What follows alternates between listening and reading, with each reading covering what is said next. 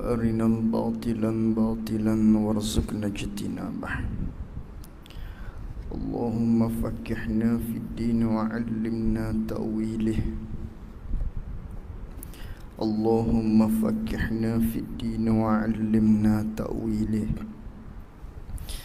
اللهم فكحنا في الدين وعلمنا تأويله.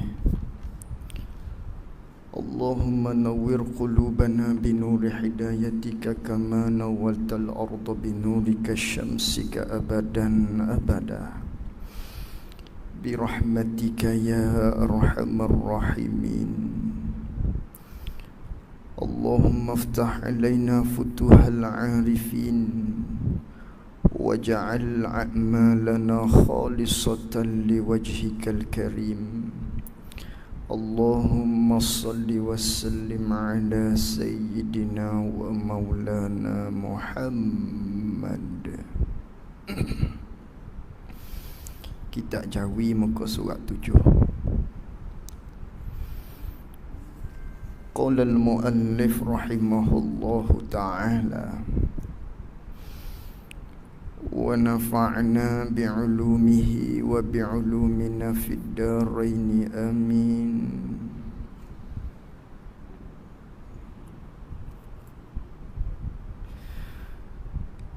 Dan bahawasanya Allah Ta'ala tiada baginya bagi Allah Ta'ala dua sifat atau lebih daripada jenis yang satu, atau lebih, yakni atau lebih daripada dua sifat daripada jenis yang satu. Contoh seperti dua kudrat atau tiga, yakni tiga kudrat, dan katakanlah yang lebih daripada tu lagi.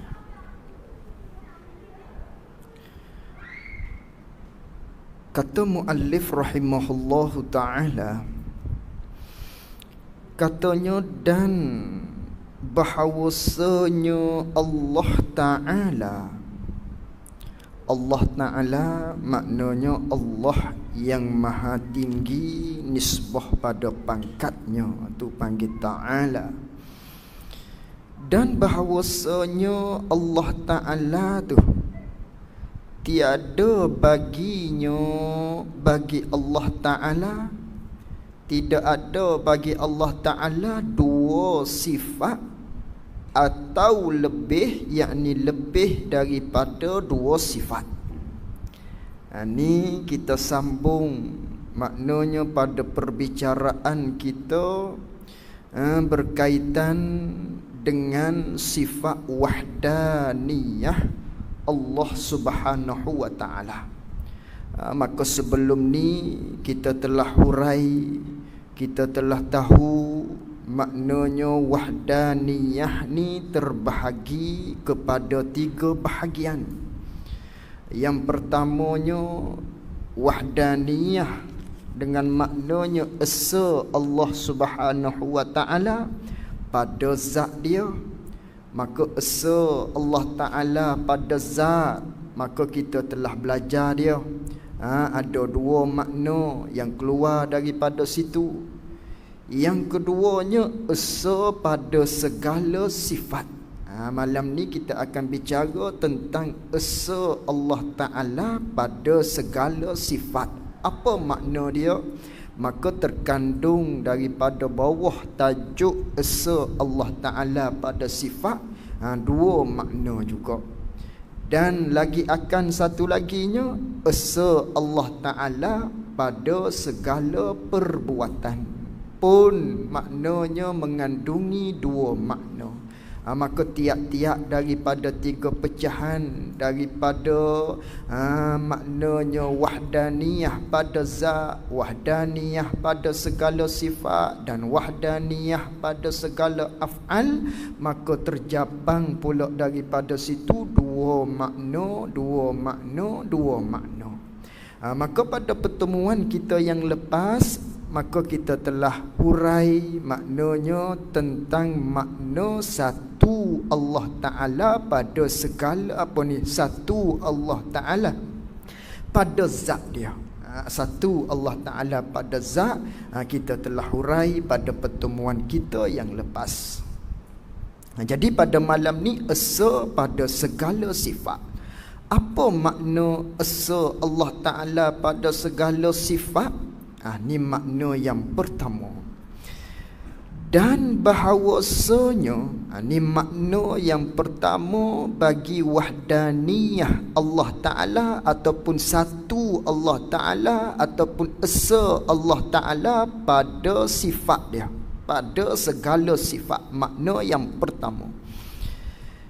Dan bahawasanya Allah Ta'ala tiada baginya, bagi Allah Ta'ala ni tidak ada bagi Allah Ta'ala dua sifat atau lebih, yakni lebih daripada dua sifat. Tidak ada bagi Allah Ta'ala dua sifat ataupun lebih daripada dua sifat. Tidak ada lebih ataupun tidak ada dua sifat tu daripada jenis yang satu, yakni daripada jenis yang sama. Tu tak bolehnya. Contohnya seperti dua kudrat. Tu contoh. Atau tiga, yakni tiga kudrat ada di Allah Ta'ala. Tu contoh. Ataupun empat kudrat di Allah Ta'ala. Kiahlah daripada segala sifat-sifat yang lain. Ilmu Allah Ta'ala maknanya banyak sifat ilmu ni. Dengan maknanya dah Allah Ta'ala tahu banyak, sifat ilmu pun banyak. Dengan maknanya ada 1000 di Allah Ta'ala sifat ilmu. Allah Ta'ala menjadikan banyak perkara. Kudrat Allah Ta'ala pun banyak juga. Kerana Allah Ta'ala menjadi banyak perkara, maka begitu sifat Allah Ta'ala kudrat ni pun banyak. Bukan dengan makna tu. Ni hak kata tidak ada bagi Allah Ta'ala ni. Maknanya tidak ada bagi Allah Ta'ala dua sifat atau lebih daripada dua sifat yang tak boleh ada ni, yang daripada jenis yang sama. Ini makna yang pertama daripada makna esa Allah Ta'ala pada segala sifat dia. Dengan maknanya sifat Allah Ta'ala ni banyak. Sebagaimana yang kita maklum, yang kita telah belajar sebelum ni, segala sifat-sifat ataupun perkara-perkara yang menunjuk di atas kesempurnaan, semuanya sifat Allah. Asalkan sifat tu ataupun benda tu menunjuk di atas sempurna, itulah sifat Allah. Sifat kamalat, sifat yang menunjuk di atas kesempurnaan. Maka banyaklah sifat tadi. Walaupun banyak, tapi satu-satu perkara. Walaupun banyak sifat Allah Ta'ala ni, tapi satu-satu. Ini makna esa Allah Ta'ala pada segala sifat. Bermakna sifat Allah tu banyak, sebab tu sebut segala.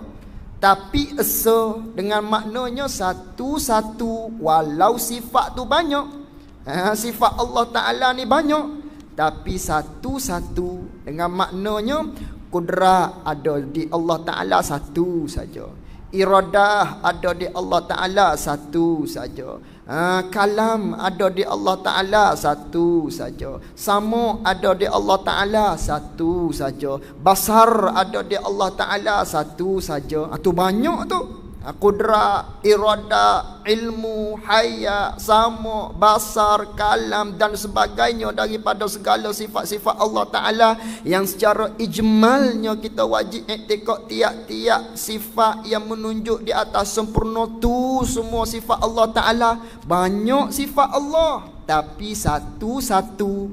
Ini makna esa Allah Ta'ala pada segala sifat dia. Sungguh pun sifat Allah Ta'ala tu banyak, tapi satu-satu. Bandingan mudahnya, seperti ada orang kirim kepada kita, mak, beli sikit. Mugi beli di Econsave sana, beli kicap, beli bawang, beli apa lagi, minyak, belinya lagi ubat gigi, belinya lagi gula, beli laginya tomato, beli laginya apa lagi, mayonis dan sebagainya. Lalu tu mak tu tanya, nak berapa ni abah? Mu beli so. Mu beli satu. Kiriman tadinya banyak. Sos tomato, sos cilinya, mayonisnya, ubat gigi lagi, minyak lagi, gula lagi. Kiriman tadi banyak suruh belinya. Bagaiannya banyak, tapi satu-satu. Ni pun sama. Sifat Allah Ta'ala ni banyak, tapi walaupun banyak, satu-satu. Bukan dengan maknanya dah Allah Ta'ala ni mengetahui banyak perkara, ataupun Allah Ta'ala menjadikan banyak perkara. Di Allah Ta'ala tu kudrat banyak, iradah Allah Ta'ala pun banyak, ataupun apa lagi, kalam Allah Ta'ala banyak sifat dia. Ada satu-satu. Kudrat satu ada di Allah, iradat satu ada di Allah Ta'ala, kalam satu di Allah Ta'ala, sama satu di Allah Subhanahu wa Ta'ala. Ini dia panggil esa Allah Ta'ala pada segala sifat bagi makna yang pertama. Itu makna yang pertama. Itu hak mudah. Kita pergi pada satu tahap lagi. Ini payah sikit. Makna yang pertama bagi esa Allah Ta'ala pada segala sifat, tadi mudah. Dengan maknanya sifat Allah Ta'ala ni banyak, tapi satu-satu. Itu hak kita perlu faham. Biar hak tu cukup dah. Itu hak wajib kita faham. Ini naik satu tangga lagi. Kata tidak boleh ada bagi Allah Ta'ala ni dua sifat ataupun lebih daripada dua sifat daripada jenis yang sama. Yang sama pada nama dan pada makna. Itu hak tak boleh. Sebaliknya sama pada nama, tapi pada makna lain. Itu tak apa. Kalau begitu tidak jadi masalah. Misalnya Allah Ta'ala ada dua kudrat di dia, kita kata Allah Ta'ala dua kudrat bagi Allah. Umpama kita kata kudrat yang pertama dengan makna satu sifat yang ada di zat Allah. Kudrat yang kedua pula satu sifat yang ada di zat Allah Ta'ala. Yang tu tak boleh.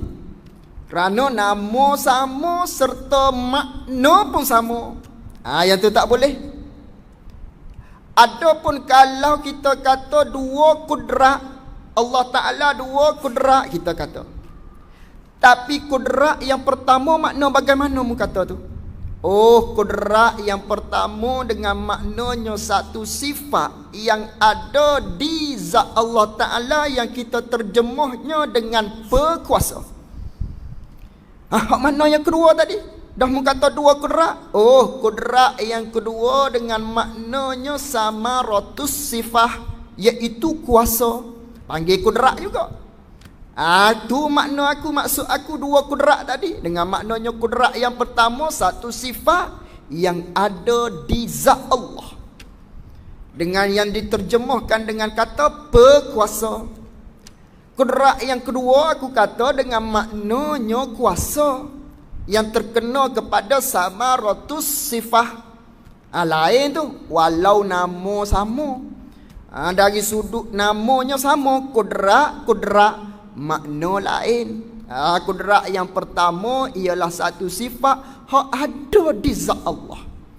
Tapi kudrat yang kedua dia kata tadi, hak hasil manakala Allah Ta'ala bersifat dengan sifat kudrat, iaitulah sifat berkuasa, maka Allah berkuasa. Kudrat yang kedua ni dengan makna kuasa, dengan makna berkuasa, dengan makna samaratus sifat. Yang ni tak apa. Kerana apa? Tidak mengapa. Kerana sama pada nama, tapi pada maknanya lain. Makna lain. Tu kalau pening tu tak payah fikir lagi lah. Awak serabut otak. Ni saja yang ni cerita ni. Nak suruh kita boleh dapat bayang-bayang dah sikit-sikit, supaya nantinya kita masuk pada bicaraan sifat ma'ani Allah Subhanahu wa taala. Kita dengar dah. Hari tu ada dah sebut berkuasa. Hari tu ada dah sebut berkuasa. Berkuasa dengan makna satu sifat yang ada di zat Allah. Adapun berkuasa dengan makna samaratus sifat, hasil mana kalau adanya sifat berkuasa. Bila mana kita senantiasa dengar, dia lekat tu di otak tu, insya-Allah. Tu mana kalau kita ulang banyak kali. Tu adapun hak lagu tu tidak masalah. Hak tak boleh katanya dengan maknanya tiada bagi Allah Taala dua sifat ataupun lebih daripada dua sifat yang jenis satu. Hak jenis sama, yakni sama pada nama, sama pada makna, yang tu tak boleh. Adapun sama pada nama dan sama dan lain pada makna, yang tu tak apa. Hanya sama pada nama tapi pada maknanya berlainan. Yang tu tidak jadi masalah. Tu tidak jadi masalah. Tadi hak mudahnya. Sifat Allah Taala ni banyak. Walaupun banyak sifat Allah Ta'ala, tapi satu-satu. Tu satu-satu. Tu makna yang pertama, esa Allah Ta'ala pada segala sifat. Misal seperti dua kudrat ada di Allah, makna sama dan makna pun sama. Atau tiga, yakni tiga kudrat di Allah Ta'ala sama pada nama, sama pada makna. Tu tak boleh. Tu tak bolehnya. Dan berbilang pada sifat ini, kalaulah berbilang pada sifat ni dengan maknanya dua kudrat ada di Allah Ta'ala, tiga kudrat ada di Allah Ta'ala, dua kalam ada di Allah Ta'ala, tiga kalam ada di Allah Ta'ala, dua iradah ada di Allah Ta'ala, tiga iradah ada di Allah Ta'ala. Katakanlah sama pada nama dan sama pada makna tu. Kalaulah berbilang pada sifat ini, kalau berbilang begitu, ada dua kudrat, tiga kudrat, dua iradah dan sebagainya, dinamakan kam muttasil pada sifat. Dinamakan, yakni dinama pada istilah ilmu usuluddin, dipanggil apa berbilang-bilang pada sifat ni? Dinamakan kam muttasil pada sifat. Dia panggil kam muttasil pada sifat. Apa kam muttasil pada sifat? Beberapa bilangan muttasil, duduk berhubung pada sifat. Di sifat tadi duduk berhubung di mana? Silau di zat Allah. Silau di zat tadi. Zat Allah Ta'ala ada dua kudrat. Dua kudrat ni dia panggil kam. Kudrat yang pertama, kudrat yang kedua, kudrat yang ketiga, tu berbilang, dia panggil kam. Beberapa perkara yang berbilang. Berbilang tu duduk muttasil, duduk berhubung. Berhubung di mana? Di zat Allah. Kam muttasil pada sifat dia panggil. Maka begitukah? Tak. Bukan dengan maknanya tidak ada bagi Allah Ta'ala. Maknanya tidak ada bagi Allah Ta'ala dua sifat ataupun lebih daripada dua sifat. Katakanlah yang banyak-banyak lagi di Allah Ta'ala daripada jenis yang sama, tidak ada. Kalau ada, dia panggil kam muttasil. Kam muttasil pada sifat. Beberapa sifat hak sama tadi itu duduk berhubung di zat Allah Subhanahu wa Ta'ala. Itu dia panggil kam muttasil pada sifat. Maka ternafilah kam muttasil pada sifat manakala kita belajar makna yang pertama, esa Allah Ta'ala pada segala sifat. Dengan maknanya tidak ada bagi Allah Ta'ala dua sifat ataupun lebih daripada dua sifat daripada jenis hak sama, daripada jenis yang sama. Sungguh pun banyak sifat Allah, tapi satu-satu. Bukan dengan makna ada dua kudrat, Apa lagi 5 samak di Allah, 10 basar di Allah. Bukan dengan makna tu, tapi satu-satu belaka. Itu makna yang pertama. Inilah yang dikatakan maknanya apa ni dia panggil daripada kata la ilaha illallah wahdahu la syarikalah. Tu dalil dia. Tu semua tu dia panggil nak menceritakan kepada kita wahdaniyah Allah. Di lafaz yang selalu kita duduk sebut la ilaha illallah wahdahu la syarikalah, tu dia panggil semua tu lafaz tadi tu isyarat kepada wahdaniyah Allah Subhanahu wa taala.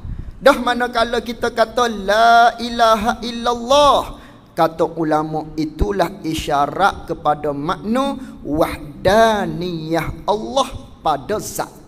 Itu tidak ada Tuhan yang berhak disembah melainkan Allah saja yang disembah. Itu isyarat kepada wahdaniyah pada zat. Dengan makna dulu kita belajarnya.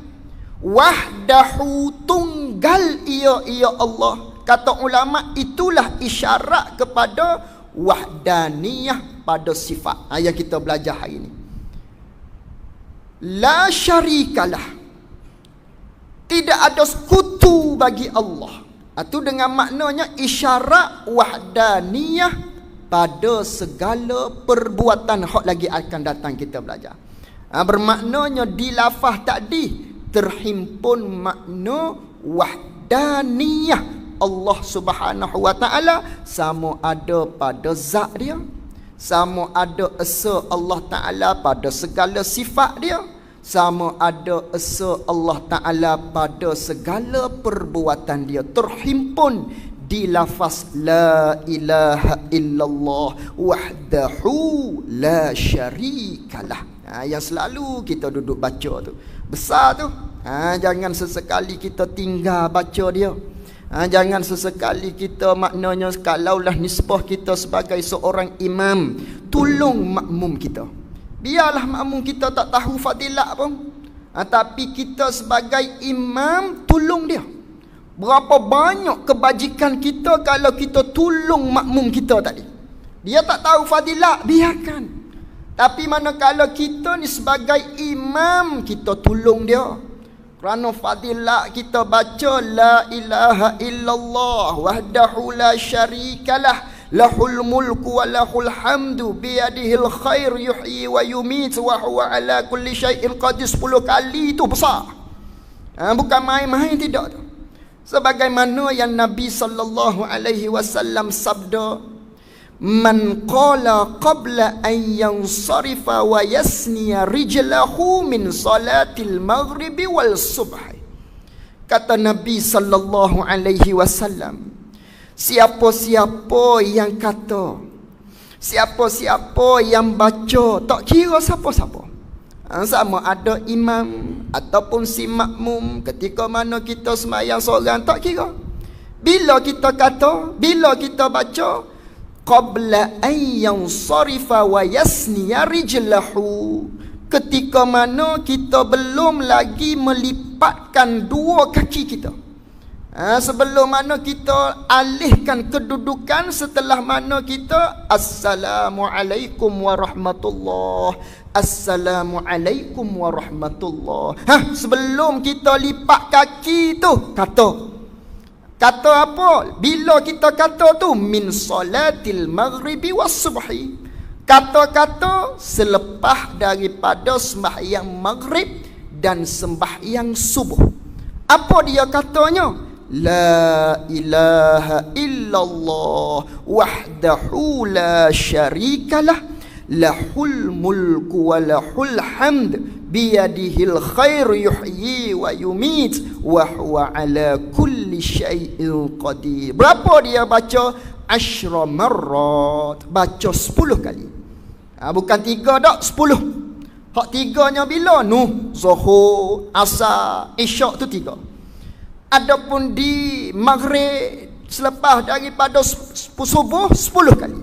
Ini sabit daripada hadis Nabi sallallahu alaihi wasallam. Siapa-siapa yang baca sebelum dia maknanya duduk bersela ataupun alihkan kaki dia ketika mana sesudah sembahyang tadi itu selepas daripada maghrib dan subuh 10 kali, kutiba lahu bi kulli wahidatin asyru hasanat. Allah Ta'ala bagi kepada dia, Allah Ta'ala tuliskan, catatkan kepada dia maknanya dengan 10 kebajikan.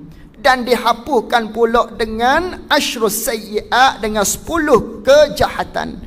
Wa rufi'a lahu asyru darajat, diangkat pula maknanya darjat dia di sisi Allah dengan 10 darjat. Lagi pula Allah Ta'ala, Nabi SAW menyatakan walam yahilla li zambi yudrikuhu illa syirk, dan tidak akan dicatat dosa pada hari tersebut melainkan dosa syirik. Tak dicatat. Ini kelebihan. Manakala kita baca la ilaha illallah wahdahu la syarikalah lahul mulku wa lahul hamd, hinggalah akhir tadi. Besar tu. Jangan kita tinggal. Pun sama juga tu. Ketika mana di akhir sekali wirid kitanya subhanallah, alhamdulillah, Allahu akbar, lengkapi dia dengan la ilaha illallah wahdahu la syarikalah lahul mulku wa lahul hamdu yuhyi wa yumit wa huwa ala kulli syai'in qadir. Kata Nabi sallallahu alaihi wasallam, ghufirat khatayahu walau kanat misla zabadil bahr. Diampunkan dosa bagi orang yang kata tadi maknanya subhanallah 33, tambah lagi alhamdulillah 33, 66, tambah lagi Allahu akbar 33, jadi 99 kesemuanya. Dan lalu tu tamama, lalu tu dia mencukupkan menjadi 100, wa qala tamama mi'ata, dia mencukupkan menjadi 100 dengan la ilaha illallah wahdahu la syarikalah lahul mulk wa lahul hamd wa huwa ala kulli syai'in qadir. Ghufirat khataya, diampun dosa dia walau kanat misla zabadil bahr, walaupun dosa dia tadi tu sebanyak buih di laut sekalipun. Banyak buih. Cuba kita tengok di pantai-pantai buih tu banyak tak terkira-kira. Walau dosa sebanyak tu Nabi kata diampun. Dengan kita kodanya baca subhanallah 33, alhamdulillah 33, Allahu akbar 33, dan tamamkan, sempurnakan menjadi 100 dengan bacaan la ilaha illallah wahdahu la syarikalah lahul mulku wa lahul hamdu yuhyi wa yumit wa huwa ala kulli syai'in qadir. Itu besar. Jangan kita tinggal dia. Nampak remeh saja. Nampak amalan tadi, sibuk ni aku ni. Sibuk pun baca ketika kita berjalan tu. Ketika kita bangun pun baca. Zikir-zikir banyak tadi, warik-warik daripada Nabi SAW. Jangan kita tinggal. Tapi kadang-kadangnya kita tinggal hok mana hok Nabi suruh, tapi kita pergi ambil zikir-zikir hok bukan daripada Nabi. Tu pun salah satu tipu daya. Salah ke kita nak amal wirid-wirid ataupun maknanya zikir-zikir hok ulama-ulama? Tak salah. Tapi hak jadi salah manakala kita tumpu kepada yang tersebut, kita tinggal hak Nabi. Sedangkan manakah pangkat yang lebih di sisi Allah di antara nabi-nabi Rasulullah sallallahu alaihi wasallam dengan ulama tadi? Tentulah lebih Nabi sallallahu alaihi wasallam. Maka kerana apa kita tinggal hak Nabi, gi ambil hak orang lain selain daripada Rasulullah sallallahu alaihi wasallam? Bukan kata salah gi amal hak ulama-ulama tu, tak salah. Tapi pastikan hak Nabi ni kita tak tinggal. Tu setengah daripada tipu tu, setengah daripada hasutan syaitan. Kita tak dapat nak nilai hak mana lebih bernilai di sisi Allah, kerana Nabi ni wahyu daripada Allah Subhanahu wa taala secara direct. Ni lebih Nabi sallallahu alaihi wasallam. Tapi bukan nak kata salah, bukan kata salah amal. Amalkan hizik-hizik amalkan segala amalan-amalan yang kita terima daripada ulama-ulama, amal. Tapi jangan tinggal apa yang warid daripada Nabi kita sallallahu alaihi wa alihi wasallam.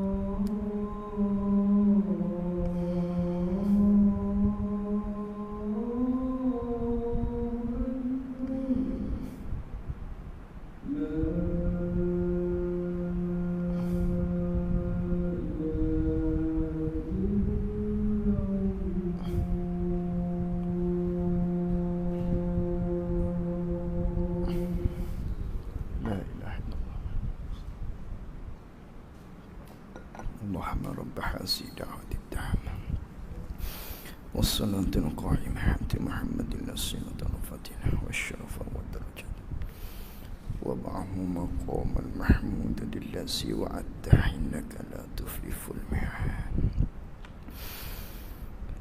Dan bahawasanya qala al-muallif rahimahullahu ta'ala, dan bahawasanya ini makna yang kedua. Makna yang kedua bagi sifat wahdaniyah pada segala pada segala sifat. Ini makna yang kedua. Dan bahawasanya tiada bagi yang lain, tidak ada bagi yang lain, tidak ada bagi sesuatu yang lain, gitu. Tidak ada bagi yang lain, tidak ada bagi zat yang lain. Boleh juga. Tidak ada bagi zat yang lain ataupun sesuatu yang lain di perkara yang lain daripada Allah Ta'ala. Tidak ada Sifat yakni satu sifat yang menyerupai, yang sama, yang serupa akan satu sifat daripada segala sifatnya sifat Allah Ta'ala. Ini makna yang kedua, esa pada segala sifat. Makna yang kedua. Makna yang pertama tadi, tidak ada bagi Allah Ta'ala dua sifat ataupun lebih daripada dua sifat daripada jenis yang sama di Allah Ta'ala. Tak ada, sungguh pun banyak sifat Allah. Adapun makna yang kedua, tidak ada bagi perkara yang lain, hak selain daripada Allah Ta'ala ni, tidak ada bagi dia satu sifat yang mana sifat tu sama, yakni sama pada nama dan sama pada makna. Sifat tu ada di zat yang lain, ada di perkara yang lain, ada di sesuatu yang lain, sama dengan sebagaimana satu sifat daripada segala sifat Allah. Ada? Tak ada. Tu tak ada. Ni makna yang pertama. Makna yang kedua, tidak ada bagi sesuatu yang lain sifat dia sama dengan sifat Allah, sama pada nama dan sama pada makna. Adapun sama pada nama, pada makna lain tak apa. Umpamanya ada di zat yang lain, zat makhluk, umpamanya di kita. Sifat apa ada di kita? Di antaranya sifat kudrat. Ada di kita sifat kudrat. Kita panggil kudrat dah tu. Tu panggil kita ada sifat kudrat. Allah pun ada sifat kudrat, sama pada nama. Makna lain. Adapun kudrat di makhluk dulunya tidak ada, baru ada. Allah yang jadi dia bukan qadim, baru saja. Adapun kudrat Allah Ta'ala qadim, sebagaimana zat dia. Dan kudrat kita ni pula tak sama dengan kudrat Allah Ta'ala pada maknanya. Walaupun namanya sama, tapi pada makna lain-lain. Kerana kudrat Allah Ta'ala mengadakan daripada tidak ada kepada ada. Adapun kudrat kita bukan daripada ada kepada tiada. Bukan daripada tiada kepada ada. Tak sama. Tu walaupun nama sama, tapi pada makna lain. Yang kata tidak boleh ada di zat yang lain, tidak boleh ada di perkara yang lain satu sifat sebagaimana sifat-sifat Allah ni pada nama dan pada makna. Hak tu hak tak bolehnya. Seperti samuk, kita pun ada samuk. Kita pun ada maknanya pendengar. Allah Ta'ala pun bersifat dengan sifat samuk, tapi samuk Allah tak sama dengan samuk kita. Samuk Allah Ta'ala, sifat samuk Allah Ta'ala tu qadim, sifat samuk kita tu baru. Sifat samuk Allah Ta'ala tu dia boleh dengar segala perkara-perkara yang ada. Nyata di Allah Ta'ala segenap perkara yang ada. Adapun maknanya sifat samuk kita, kita hanya boleh dengarnya suara-suara saja. Adapun botol, kita tak boleh nak dengar botol. Sedangkan botol ni ada. Tisu tak boleh kita nak dengar. Tu samak kita. Samak kita hanya boleh dengar perkara-perkara yang jenis bersuara, terpatah. Lepas tu hok jauh tak boleh dah nak dengar. Dekat-dekat je hok boleh dengarnya. Tu samak kita. Adapun samak Allah Subhanahu Wa Ta'ala, sifat pendengar Allah Ta'ala nyata di Allah Ta'ala melalui sifat samak segala perkara. Boleh dengar botol, boleh dengar kipas, boleh dengar apa lagi, bukan tertumpu kepada maknanya benda bersuara saja. Asalkan benda tu ada, Allah Ta'ala dengar. Itu lain tu. Lain samuk kita dengan samuk Allah Subhanahu Wa Ta'ala. Pedah tu sifat yang ada. Adapun kita nak tahu benda tu pedah melalui pekecap. Adapun Allah Ta'ala, dia boleh dengar tu pedah tu. Kerana apa? Kerana sifat yang ada nyata di sama Allah Ta'ala segala perkara yang ada. Itu lain makna dengan sifat samuk kita. Inilah yang dikatakan maknanya makna yang kedua tadi, bahawasanya tidak ada bagi zat yang lain daripada Allah Ta'ala hak sama sifat dia dengan sifat Allah Subhanahu wa Ta'ala, sama pada nama dan sama pada makna. Hak tu hak tak adanya. Adapun sama pada nama tapi pada maknanya lain, tu tak ada masalah.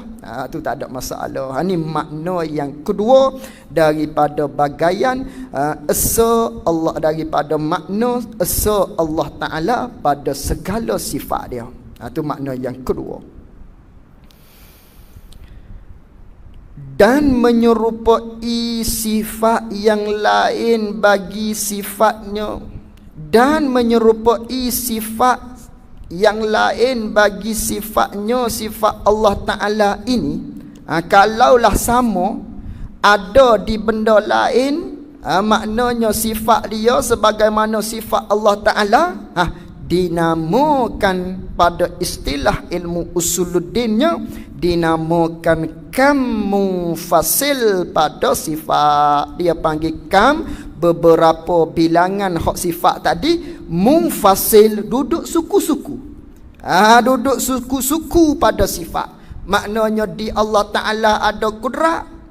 Kudrat hak qadim contohnya.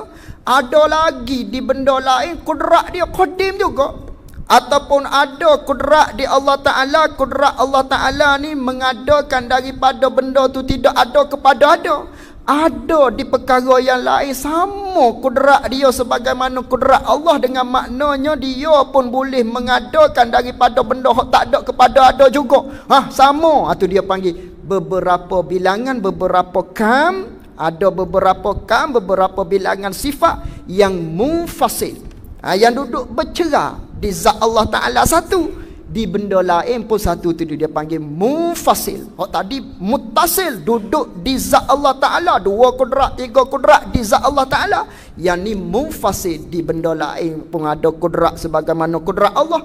Kudrat Allah satu lagi, tu dia panggil munfasil, bercerai-cerai. Tu dia panggil kam munfasil pada sifat.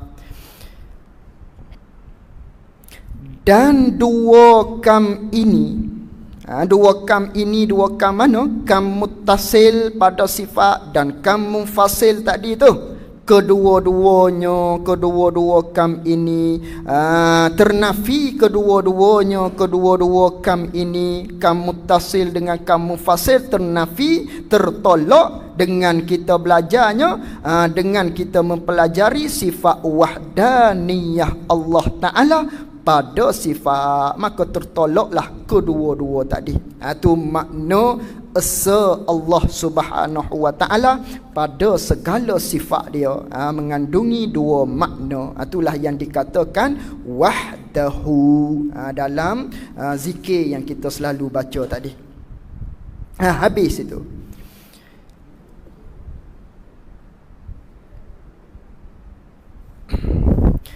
Dan bahawasanya Allah Ta'ala, ni nak menceritakan tentang esa Allah Ta'ala pada segala perbuatan. Makna yang pertama, dan bahawasanya Allah Ta'ala tiada baginya bagi Allah Ta'ala, tidak ada bagi Allah Ta'ala ni perbuatan, satu perbuatan pun yang menyengutui. Jaga kitab dulu. Yang menyengutui. Tu dia kalau naskah, beberapa naskah tu dia silap tu. Ada dia tulis dengan mengetahui, bukan mengetahui, menyengutui. Dan bahawasanya Allah Ta'ala tiada baginya, bagi Allah Ta'ala ni perbuatan, satu perbuatan pun yang menyengutui, yang berkongsi, yang menyengutui akan dia, akan Allah Ta'ala, menyengutui, berkongsi padanya, pada perbuatan, berkongsi, menyengutui oleh yang lainnya, yang lain daripada Allah. Ini makna yang pertama, esa pada segala perbuatan. Dengan maknanya tidak ada satu perbuatan pada menjadikan, pada pihak menjadi tadi tu tidak ada di benda lain hok duduk bersekutu pada buat. Duduk berkongsi dengan Allah Ta'ala pada perbuatan Allah Ta'ala tadi. Pada langit bumi itu ada dua perbuatan. Ada perbuatan zat yang lain dan zat Allah, perbuatan zat Allah Ta'ala yang buat. Apa ni? Allah Ta'ala yang buat langit bumi, dan ada benda lain lagi buat langit bumi, duduk berkongsi. Ni tak. Ni berkongsi pada perbuatan, tidak sama sekali. Atau wajib kita iktikad Allah Ta'ala esa pada segala perbuatan dia. Dengan maknanya segala perbuatan hak ada semua ni hanya perbuatan Allah. Hanya perbuatan Allah, bukan Allah berkongsi dengan benda lain, tidak sama sekali. Itu hak wajib kita iktikad dalam bab akidah. Pun begitu jugalah dalam bab tasawuf sana. Dalam bab maknanya tak boleh kita nak berkongsi dalam bab kerana apa kita buat ibadat. Sama je. Cuma yang tu tak kufur. Adapun yang ni dalam masalah akidah, kita iktikad pada segala perbuatan yang ada ni, maknanya ada perbuatan lain yang berkongsi pada buat, yang tu kufur. Umpamanya pada bab menyembuh. Siapakah yang menyembuh kita daripada demam? Kita iktikadnya Panadol kerana kita telan Panadol tadi. Tapi berkongsi dengan Allah Ta'ala, berkongsi dengan perbuatan Allah Ta'ala yang menyembuhkan. Panadol pun ada sedikit, dan juga perbuatan Allah pun ada sedikit pada bab menyembuh tadi. Kufur tu iktikad begitu. Katakanlah kiahlah di bab-bab yang lain pada pihak minum dan sebagainya. Atau berkongsi panggil. Iktikad begitu kufur. Kafir iktikad begitu tu. Apatah lagi orang yang iktikad lebih daripada tu. Panadol itulah yang menyembuh, nasi itulah yang maknanya yang mengenyangkan, air lah maknanya yang menghilangkan dahaga. Tu apatah lagi. Berkongsi ni pun kufur dah. Apatah lagi kita iktikad secara mutlak semata-mata air yang menghilangkan dahaga, minyak petrol yang boleh membawa kita menuju pada satu-satu tempat tadi. Kalau tak ada minyak petrol maknanya mampu kata kita ni tak akan hidup ni maknanya. Tu kita bukan iktikad perbuatan Allah yang memberi bekah, kufur. Ataupun berkongsi, kufur. Begitu jugalah dalam bab kita melakukan sesuatu dalam bab ibadat kerana apa? Tak boleh nak berkongsi. Cuma tak kufur. Tapi tak boleh nak berkongsi dalam bab kerana apa kita melakukan ibadat tadi. Kalau ada kerana yang lain selain daripada Allah, ada berkongsi kerana Allah Ta'ala gatik, kerana benda lain gatik, ketika tu pahalanya tidak dapat diperolehi oleh seseorang yang mana dia melakukan ibadat yang berkongsi ada kerana yang lain. Tapi tak kufur, cuma tak dapat pahala. Tu dalam tasawufnya dia panggil apa? Ikhlas. Dalam bab kita melakukan ibadat kepada Allah, bab kerana pun kita kena mengesakan. Bukan mengesakan dalam bab akidah saja, tapi dalam bab kerana apa, dalam melakukan ibadat pun kita kena mengesakan kerana Allah Ta'ala saja. Kena mensatukan dalam hal kita melakukan ibadat hanya kerana Allah. Ini dia panggil ikhlas. Sebagaimana yang disebut, yang ditarifkan oleh Imam Qushairi rahimahullahu ta'ala di dalam kitab dia Risalah Qushairiyah. Dia mengatakan al-ikhlasu, ikhlas ni ialah ifradul haqqi subhanahu wa ta'ala fi ta'ati bil qasdi. Ikhlas ini, kata Imam Qushairi, ialah kita mensatukan Allah, kita menunggalkan Allah, kita mengesakan Allah Subhanahu wa ta'ala pada ketaatan ibadat yang kita lakukan dengan dalam niat kita. Bukan hanya kita kata saja, aku ikhlas tadi bersedekah. Bukan dengan kata, tapi bil qasdi, dengan niat yang ada dalam hati kita tu. Itulah panggil ikhlas. Kita mensatukan pada segala ibadat yang kita buat, mengesa hanya semata-mata kerana Allah Subhanahu wa ta'ala. Sebaliknya kalau kita buat satu-satu ibadat, ada berkongsi, ada bersekutu dengan hak lain daripada Allah Subhanahu wa taala, ibadat kita tadi tu tidak dapat perolehi pahala daripada Allah walaupun sah ibadat kita. Kerana kita buat cukup syarat dia, kerana kita buat tadi cukup rukun-rukun dia umpamanya, sah, tapi untuk mendapatkan pahala daripada Allah Subhanahu wa taala tidak dapat tidak dengan kita mensatukan dalam bab kerana tadi. Iaitulah semata-mata kerana Allah Subhanahu wa taala. Ni hak payah sekali ni. Ni nak melahirkan perasaan dalam hati kita dalam bab buat ibadat hanya kerana Allah, ni sangat payah. Ni sangat payah. Tu kita kena latih diri kita. Di antara lain beberapa takrifan supaya kita mudah memahami dalam bab ikhlas. Di antaranya kata Imam Huzaifah. Kata Imam Huzaifah, al-ikhlas an tastawiya af'alul abdi fi zahiri wal batin. Tu panggil ikhlas. Apa kata dia? Ikhlas ni ialah kita mensamakan, kita buat jadi sama pada segala perbuatan ketaatan yang kita lakukan. Kita buat jadi sama pada pandangan zahir ketika mana orang lihat kita, ataupun ketika mana kita berada di belakang pandangan orang. Sama ibadat kita. Kalau orang lihat pada kita pun, ketika mana orang ramai di sisi kita, itulah ibadat kitanya. Ketika mana orang tidak ada di sisi kita, itulah ibadat kita. Itu panggil ikhlas dah tu kalau begitu.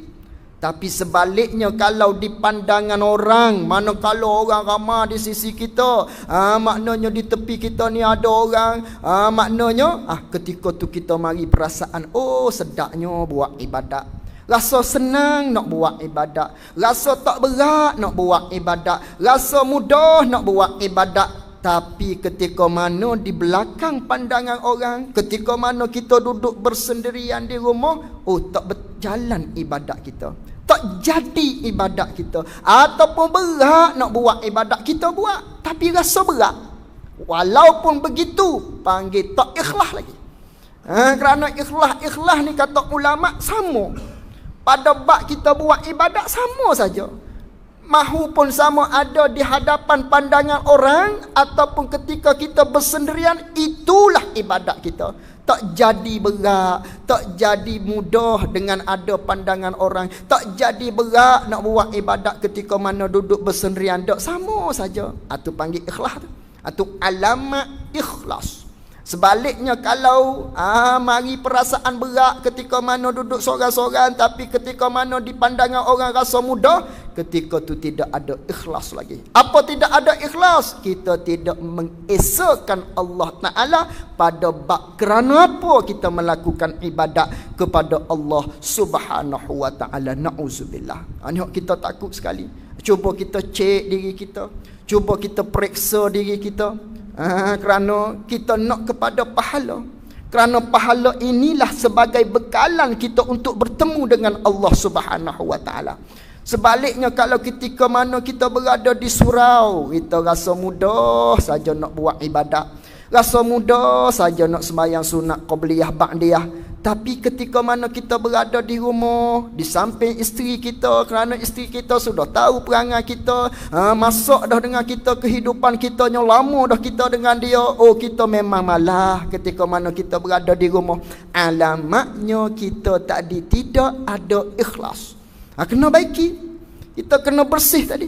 Kita kena baiki diri kita agar kita buat ibadat tadi tu hanya kerana Allah Subhanahu wa Ta'ala. Itu di antara beberapa takrifan oleh ulama-ulama. Sangat-sangat takut sekalinya, iaitulah kita buat ibadat bukan kerana Allah. Ini payah sekali. Hak mengajar pun sama je, ustaz pun sama je. Mari mengajar hari ni, kalau maknanya tak ingat nak bagi siapa sorak, gelisah mari perasaan. Mana ni hari ni tak dapat. Tu tak ikhlas, tu tak ikhlas. Mari perasaan dan sebagainya. Tu kena lawan. Kena lawan nafsu kita tu. supaya kita buat amal ibadat tak sia-sia, agar kita buat ibadat tadi diterima oleh Allah Subhanahu wa taala. Sehingga kan kata ulama, maknanya contohnya, kalau ada orang datang ke rumah kita, di antaranya mertua kita lah datang ziarah rumah kita, biasa-biasanya pukul 3 pagi kita bangun buat ibadat, kita bangun tahajud. Tapi kita bangun tu dalam keadaan payah. Kena loceng jam tadi, kita kunci beberapa loceng dah. Barulah maknanya kita dapat. Barulah kita bangun, kita mujahadah. Kita bangun, tapi jam tadi tu banyak kita kunci. Berat sangat. Tapi kita dapat lawan nafsu.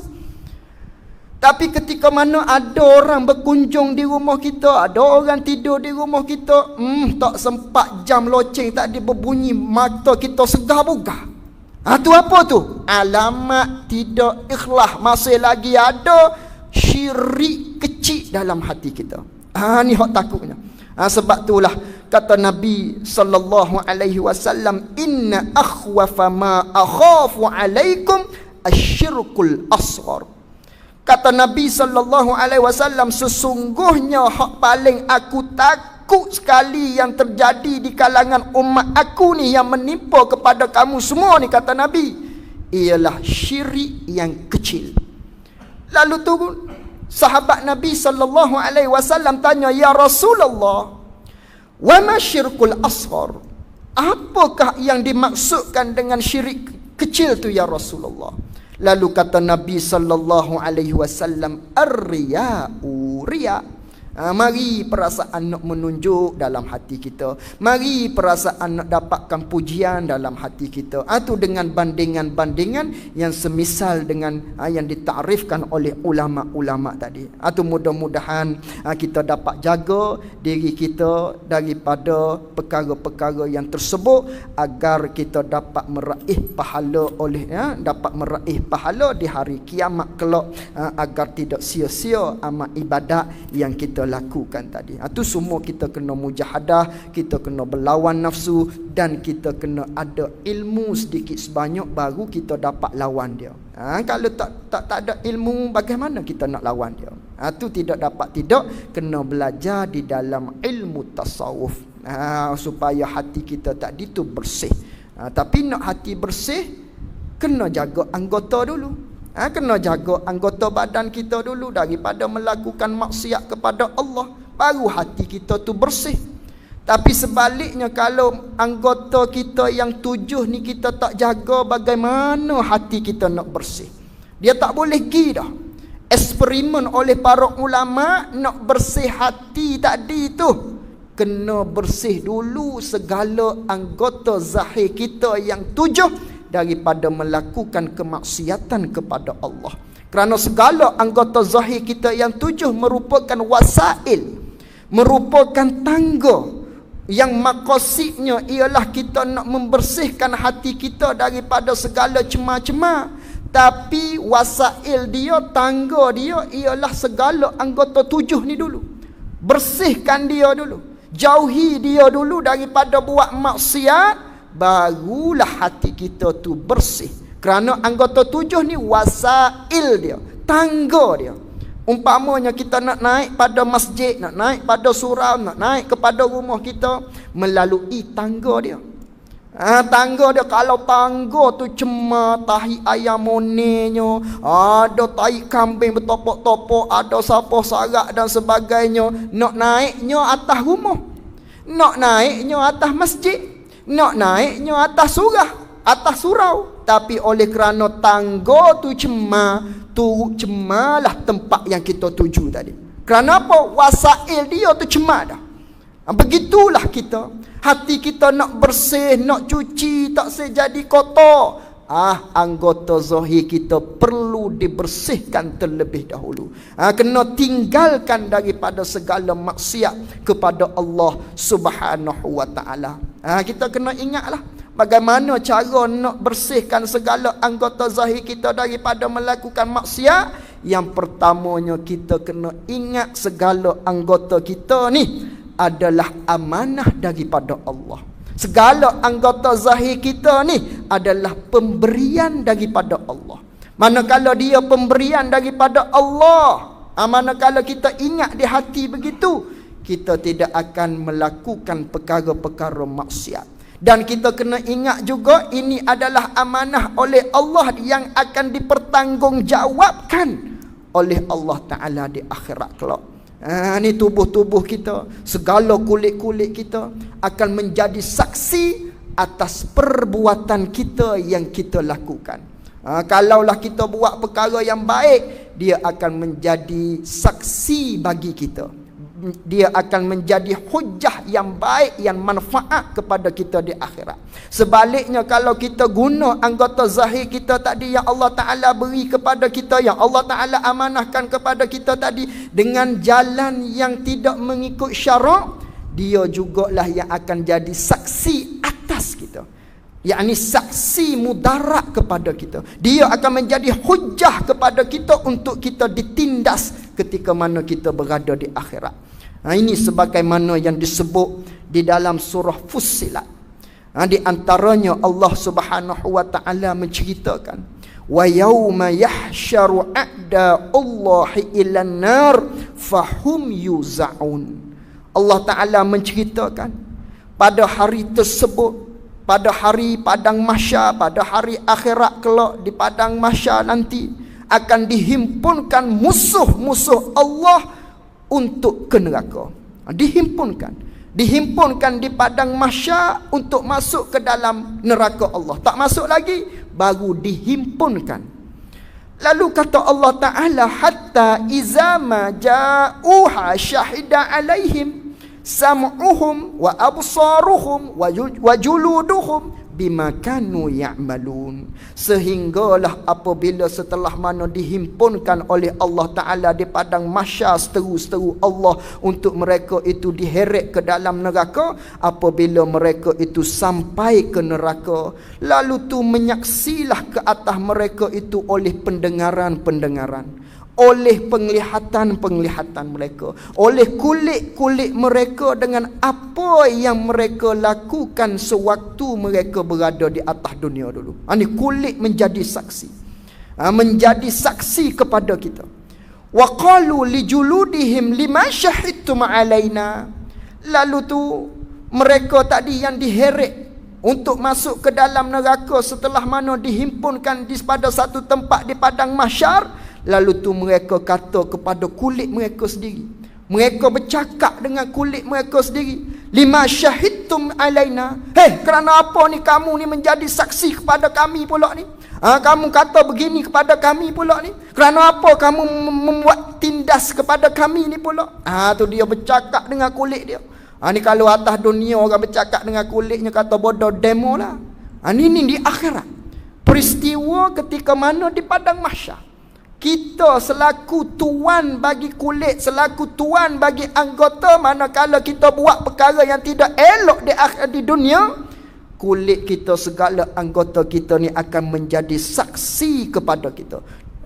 Sehingga kan seseorang tadi tanya kepada kulit, kerana apa kamu ni jadi saksi atas kami pula ni?